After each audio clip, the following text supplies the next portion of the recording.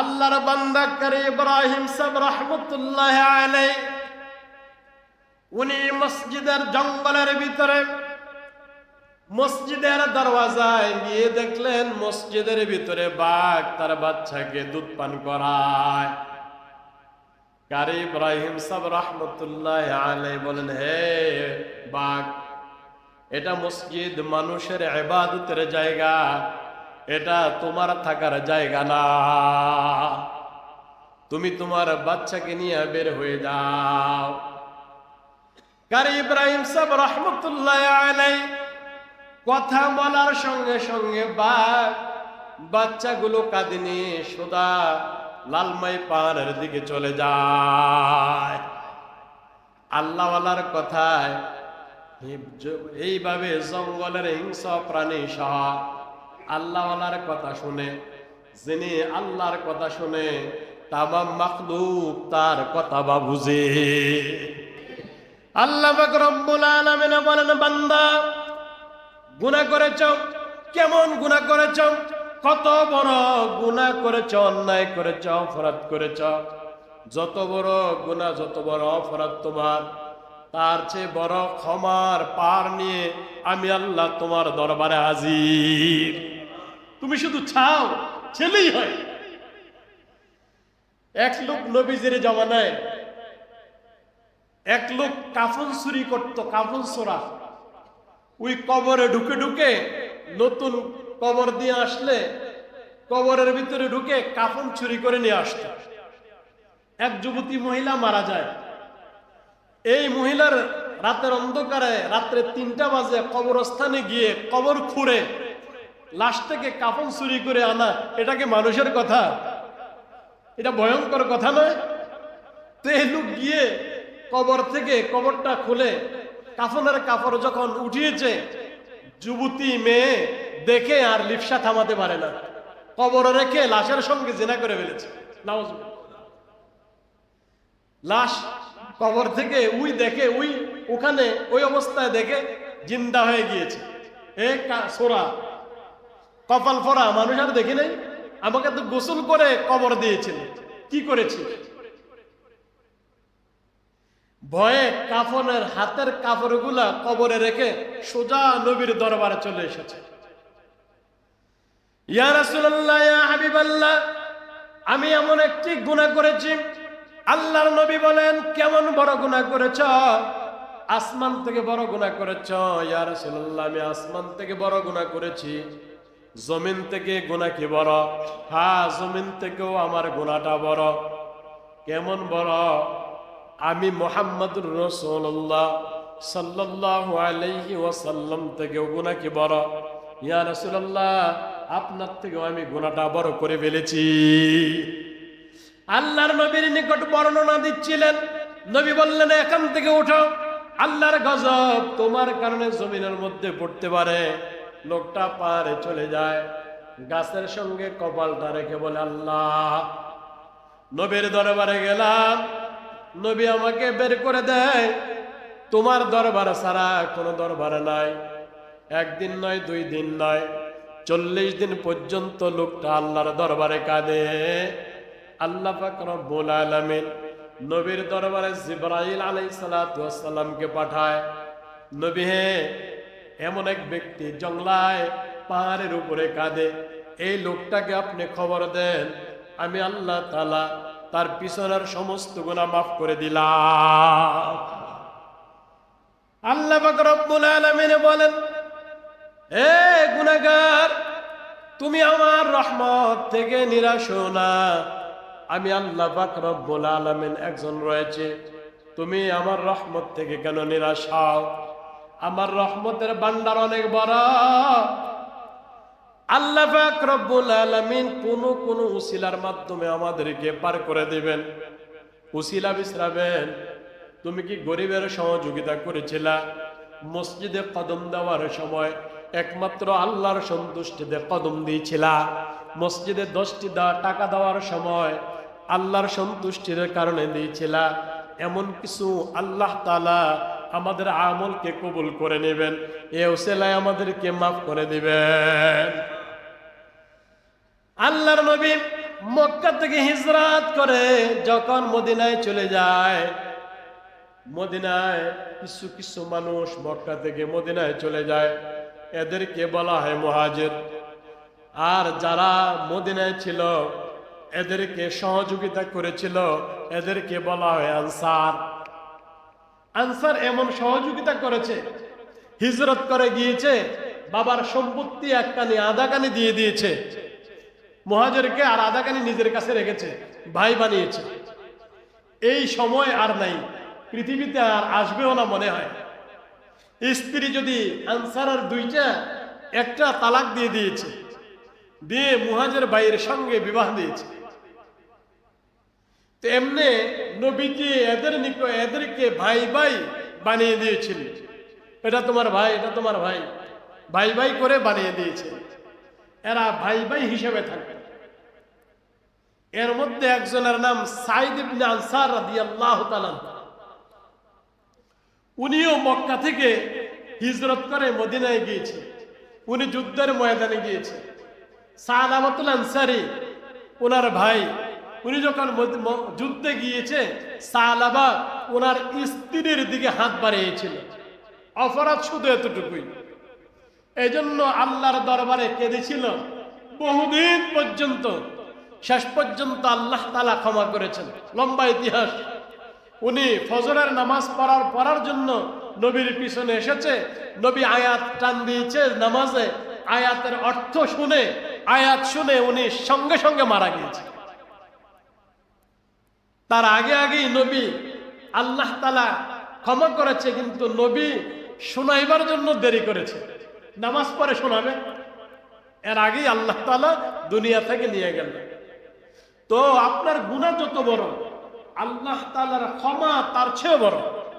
এজন্য সবসময় আমি গুনাহ করেছি, তা ঠিক, অন্যায় করে ফেলেছি, কিন্তু ক্ষমার দরওয়াজা তো খোলা, আল্লাহর ক্ষমার দরওয়াজাটা খোলা। এজন্য আজকের রাত্রটা সুযোগ। এই রাত্রিতে আপনি চোখের পানি ছেড়ে দিয়ে আল্লাহর দরবারে কাঁদেন, একটা ফোঁটা চোখের পানি বানান। আল্লাহ চান বান্দা তোমার যদি কান্না না আসে, তুমি কাদার ভান করো, কাদার একটু ভান করো। আল্লাহ তাআলা আমাদেরকে, আমরা দুইটি আয়াত থেকে আমরা জানলাম, প্রথম নিজেকে বাঁচাতে হবে, গুনাহ করেছি তওবা করতে হবে। আল্লাহ পাক রব্বুল আলামিন বলেন, আসা রাব্বুকুম আন ইউকাফফিরা আনকুম সাইয়্যাতিকুম। আশা করা যায় আল্লাহ পাক রব্বুল আলামিন তোমার জিন্দেগীর গুনাহগুলো মাফ করবেন। ওয়া ইউদখিলাকুম জান্নাতিন তাজরি মিন তাহতিহাল আনহার, আর তোমাদেরকে জান্নাতে প্রবেশ করাবেন। ইয়াউমা লা ইউখজিল্লাহুন নাবিয়্যা ওয়াল্লাযীনা আমানু মাআহু। আল্লাহ পাক রব্বুল আলামিন ওই দিন জনাবে মুহাম্মদুর রাসূলুল্লাহ সাল্লাল্লাহু আলাইহি ওয়াসাল্লামের সাথী এবং ঈমানদার, এদেরকে আল্লাহ অপমানিত করবে না। আল্লাহ তাআলা এদেরকে জান্নাত দিবেন। নূরুহুম ইয়াসআ বাইনা আইদিহিম ওয়া বিআইমানিহিম। কাল কিয়ামতের ময়দানে আল্লাহ পাক রব্বুল আলামিন এদেরকে নূর দান করবেন। এই নূরের আলোতে তারা সামনে এবং পিছনে নূরের আলো বিচ্ছুরিত হবে। নূরের আলো দেখে দেখে এরা জান্নাতে পৌঁছে যাবে। ইহুদি ডেকে বলবে, খ্রিস্টান ডেকে বলবে, হে মুমিন, তোমার আলো থেকে আমাকে একটু আলো দাও, আমি যাতে তোমার সঙ্গে পার হয়ে যেতে পারে। মুমিন ডেকে বলবে, ওরে বোকা, দুনিয়াতে থাকতে এই আলো আসার কারণ তুমি খুঁজে পাও নাই, ঈমান গ্রহণ করলা না, এই কারণে আল্লাহ তোমাকে আলো দেয় না। আমার আলো দিয়ে তোমাকে জান্নাতে নেওয়া যাবে না। যাও অন্ধকার রাস্তায়, জাহান্নামের রাস্তা, জাহান্নামের রাস্তার দিকে চলে যাও। এরা বলবে, ঈমানদার আল্লাহর নিকট বলবে, ইয়াকুলুনা রাব্বানা, ও আমাদের মালিক, আতমিম লানা নূরানা, ও আমাদের মালিক আমাদেরকে নূর পরিপূর্ণভাবে দান করেন। ওয়াগফির লানা, আমাদেরকে মাফ করেন। ইন্নাকা আলা কুল্লি শাইইন কাদির। দোয়া করতে করতে জান্নাতে পৌঁছে যাবে। এরা হলো তাওবাকারী। আল্লাহর নবী বলেন, আমার আগেরও গুনাহ নাই, পরেরও গুনাহ নাই। আমার আগের গুনাহ নাই, পরের গুনাহ নাই।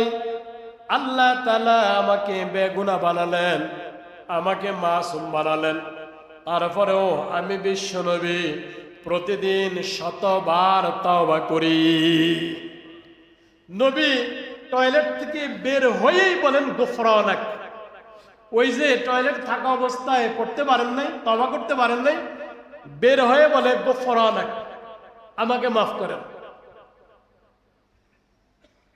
আল্লাহর নবী বলেন, যেই ব্যক্তি তাওবা করবে, আল্লাহর দরবারে তাওবা করবে, মায়ের সন্তান যেমনি বেগুনা, গুনাহবিহীন মাসুম বাচ্চা মায়ের পেট থেকে দুনিয়াতে ভূমিষ্ঠ হয়, তাওবাকারী ব্যক্তি আল্লাহ পাক রব্বুল আলামিন মাসুম বানিয়ে আবার তার ঘরে ফিরায়। যদি আন্তরিক তাওবা করে। তাওবার শর্ত কয়টা মনে আছে তো ইনশাআল্লাহ? এই 4টা শর্ত দিয়ে আজকে আমরা তাওবা করব। তারপরের কয়েকটি আয়াতে আমাদের জন্য 2টি মহিলার দৃষ্টান্ত দিয়েছেন, কাফেরদের জন্য 2টি মহিলার দৃষ্টান্ত দিয়েছেন। এবার দেখেন, এই মহিলাদের কথাগুলো শুনলে নিজের মাথাও ঠিক থাকার কথা নয়। দরাবাল্লাহু মাসালান লিল্লাযীনা কাফারু ইমরাত নূহ ওয়া ইমরাত লূত। আল্লাহ পাক রব্বুল আলামিন কাফেরদের জন্য দৃষ্টান্ত দিয়েছেন। হযরতে নূহ আলাইহিস সালাতু ওয়াস সালামের বিবি, হযরতে লূত আলাইহিস সালাতু ওয়াস সালামের বিবি, 2জন নবীর বিবি। আল্লাহ তাআলা কাফেরদের জন্য দৃষ্টান্ত দিলেন 2জন নবীর বিবি। নবী নূহ আলাইহিস সালাতু ওয়াস সালাম, ওনার বিবি ছিল কাফের। লূত আলাইহিস সালাতু ওয়াস সালাম, ওনার বিবিও ছিল কাফের। কানাতা তাহতা আবদাইনি মিন ইবাদিনা সালিহিন। এরা 2জন নেককার বান্দার অধীনে ছিল। নবীর বিবি ফাখানাতাহুমা, এরা নবীর সঙ্গে খেয়ানত করেছিল। খেয়ানত করার কারণে ফালাম ইউগনিয়া আনহুমা মিনাল্লাহি শাইআ, এদেরকে নবীরা বাঁচাতে পারে নাই। নবীর বিবি হওয়া সত্ত্বেও নবীরা এদেরকে বাঁচাতে পারে নাই, কোনো উপকার এদের করতে পারে না। বিবিকার নবীর কোনো উপকার করতে পারে নাই। আল্লাহ তাআলা বলেন, ওয়াকিলা দুখুলান নার মা'আদ দাখিলিন, যাও জাহান্নামে যাও। অথচ নবীর বিবি, নবী কোনো উপকার করতে পারে নাই। এবার বলেন, আমার বিবি যদি নামাজ না পড়ে আমি কোনো উপকার করতে পারবো? আমি যদি নামাজ না পড়ি, বিবি যদি আল্লাহওয়ালা হয়, তাহলে আমার বিবি আমাকে বাঁচাতে পারবে? পশ্মিন কালেও বাঁচাতে পারবে না। নবীর বিবি হয়ে নবী যদি নবীর বিবিদেরকে বাঁচাতে না পারে, আমার আপনার কি হবে? এটা কাফেরদের জন্য আল্লাহ তাআলা দৃষ্টান্ত দিয়েছেন। তারপর আল্লাহ পাক রব্বুল আলামিন মুমিনদের জন্য দৃষ্টান্ত দিলেন। ওয়াদারাবাল্লাহু মাসালান লিল্লাযীনা আমানু ইমরাআত ফিরআউন। আল্লাহ তাআলা মুমিনদের জন্য দৃষ্টান্ত দিলেন ফেরাউনের স্ত্রী হযরতে আসিয়া। হযরতে আসিয়ার দৃষ্টান্ত দিয়েছেন ফেরাউনের বিবি। মুমিনের জন্য দৃষ্টান্ত। ফেরাউনের বিবি আল্লাহকে ডেকে বলে, আল্লাহ ইয ক্বালাত রাব্বি ইবলিনি ইনদাকা বাইতান ফিল জান্নাহ, হে আল্লাহ জান্নাতে আমার জন্য তুমি তোমার নিকট একটি ঘর বানাও। ওয়ানাজ্জিনি মিন ফিরআউনা ওয়া আমালিহি। ফেরাউনের লাইলস্করে যে অত্যাচার আমার উপরে করে, এই অত্যাচার থেকে তুমি আমাকে রক্ষা করো, তুমি আমাকে নাজাত দাও। ওয়ানাজ্জিনি মিনাল কওমি যালিমিন, কওমে জালিম থেকে আমাকে নাজাত দাও। ফেরাউনের বিবি আসিয়া ইনি হলো মুমিনদের জন্য দৃষ্টান্ত। ফেরাউন ডেকে বলে, হে বিবি, আমার উপরে ঈমান গ্রহণ করো, আমাকে খোদা মানো। যদি আমাকে না খোদা মানো, তাহলে বিশাল বড় পাথর উপরে রেখে দেওয়া হয়েছে, নিচে আসিয়াকে শোয়ানো হলো, উপর থেকে পাথরটা ছেড়ে দেওয়া হবে। হযরতে আসিয়া বলে, ও ফেরাউন, যত তুমি অত্যাচার করো, আমি কিন্তু আমার ঈমান ছাড়বো না। তোমাকে আমি খোদা মানতে রাজি নই, আমি খোদা মানতে পারবো না। ফেরাউন বলে, তাহলে আমি পাথর ছেড়ে দিলাম, পাথরটা কিন্তু তোমার উপরে পড়ে যাবে। আর আসিয়া শুয়ে শুয়ে হাসে। এমত অবস্থা আল্লাহ তাআলা দেখেন, জান্নাতের সমস্ত দরওয়াজাগুলা খুলে দিলেন। আসিয়া জান্নাতের দরওয়াজায়, আসমানের দরওয়াজায় জান্নাতের দরজা খুলে দিলেন। জান্নাতের নাজনামতগুলো আসিয়া দেখেন, দেখে দেখে হাসেন। ফেরাউন বলে, হে আসিয়া, এখনো সময়, ঈমান আনো, না হলে আমি আমার পাথর ছেড়ে দিলাম। আসিয়া ডেকে বলে, ফেরাউন, তুমি যদি পাথর ছেড়ে দাও, ছেড়ে দিতে পারবা, কিন্তু আমি ঈমান ছাড়বো না। যে আল্লাহর উপর আমি ঈমান এনেছি, আল্লাহ তাআলার জান্নাত আমি দেখতে পাই। অতএব আল্লাহ তাআলার জান্নাত দেখে আমি দেখে দেখে মরতে চাই, তারপরও আমি ঈমান ছাড়তে রাজি না। ফেরাউন পাথরটা ছেড়ে দিয়েছে। পাথর পড়ার আগে আগে আল্লাহ তাআলা আসিয়ার জান কবজ করে নিয়ে যায়। কেন? দৃষ্টান্ত ছিল মুমিনের আসিয়ার মতো হওয়া, ঈমান আসিয়ার মতো হওয়া। পাথর উপরে পড়ে, বিশাল বড় পাথর, তারপরও ঈমান ছাড়তে রাজি না, মরতে রাজি। তারপর আল্লাহ পাক রব্বুল আলামিন আরেকজনের দৃষ্টান্ত দেখালেন। আল্লাহ তাআলা বলেন, হযরতে মারইয়াম, ইমরানের বেটি হযরতে মারইয়াম আলাইহিস সালাতু ওয়াস সালাম, ওনার বিবাহ হয় নাই, কোন পুরুষ স্পর্শ করতে পারে না। আল্লাহ পাক রব্বুল আলামিন বলেন, আহসানাত ফারজাহা, সে তার সতীত্বকে সত্যায়ন করেছে। ফানাফাখনা ফীহি মির রূহিনা, আল্লাহ পাক রব্বুল আলামিন জিবরাইলের মাধ্যমে তার ভিতরে রূহ ফুঁকে দিয়েছেন। উনি ওনার সতীত্ব নষ্ট করে নাই, সতীত্ব সঠিক রেখেছিল। এই জন্য আল্লাহ পাক রব্বুল আলামিন ওনার ঘরে পয়গম্বর হযরত ঈসা আলাইহিস সালাতু ওয়াস সালামকে পাঠান। আল্লাহ পাক রব্বুল আলামিন হযরত জিবরাইল আলাইহিস সালাতু ওয়াস সালামকে যখন পাঠান, জিবরাইল আমিন যুবকের বেশ ধরে ওনার সামনে হাজির হয়। হযরতে মারইয়াম ভয় পেয়ে গিয়েছেন। জিবরাইল ডেকে বলে, হে মারইয়াম, ভয় পাওয়ার কিছুই নাই, আমি হলাম জিবরাইল। আল্লাহ তাআলা এইভাবে তোমাকে সুসংবাদ দেওয়ার জন্য আমাকে পাঠায়। তোমার ঘরে একজন সন্তান হবে, পুত্র সন্তান। হযরতে মারইয়াম আলাইহিস সালাতু ওয়াস সালাম বলেন, আমাকে আমার জীবনে কোনো পুরুষ স্পর্শ করে নাই, তাহলে আমার সন্তান কিভাবে হবে? জিবরাইল আমিন ডেকে বলেন, আল্লাহ যদি চায়, বাবা ছাড়া সন্তান দুনিয়াতে পাঠায়। আল্লাহ চেয়েছেন বাবা সারা দুনিয়াতে সন্তান পাঠিয়েছেন মায়ের মাধ্যমে। আল্লাহ পাক রব্বুল আলামিন চেয়েছিলেন বাবা মা সারা হযরতে আদম আলাইহিস সালাতু ওয়াস সালামকে পাঠায়। আল্লাহ পাক রব্বুল আলামিন চেয়েছিলেন বাবা মায়ের মাধ্যমে আমাদেরকে দুনিয়াতে পাঠায়। হে মরিয়ম, ভয় পাওয়ার কিছুই নাই। তুমি আল্লাহ পাক রব্বুল আলামিনের কালিমাকে সত্য বলে প্রদান করেছিলা।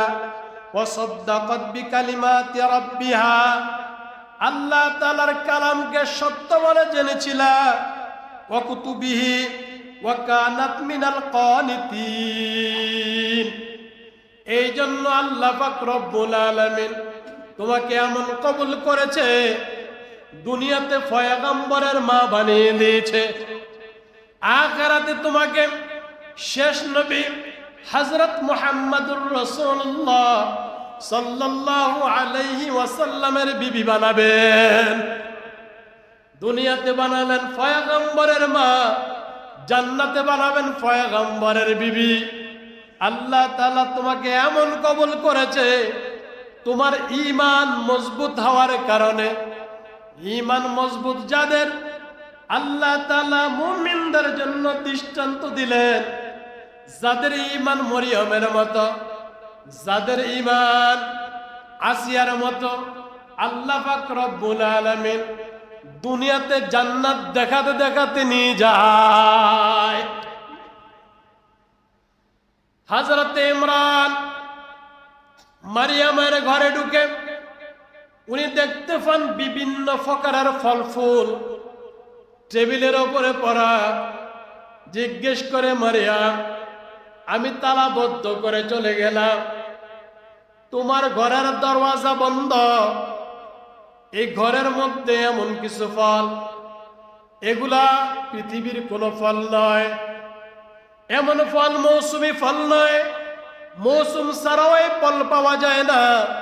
ফলগুলা কোথা থেকে আসলো? হযরতে মারিয়াম আলাইহিস সালাতু ওয়াস সালাম ডেকে বলেন, আল্লাহ পাক রব্বুল আলামিন যাকে পাঠান, যেই ফল পাঠাবেন দুনিয়ার দরজায় তালা দিয়া ওই ফল আটকাতে পারে না। আল্লাহ তাআলা মুমিনদের জন্য দৃষ্টান্ত দিলেন। অনেকগুলো কথা বললাম সূরা তাহরীম থেকে। আল্লাহ তাআলা আমল করার তৌফিক দান করে, বলে না।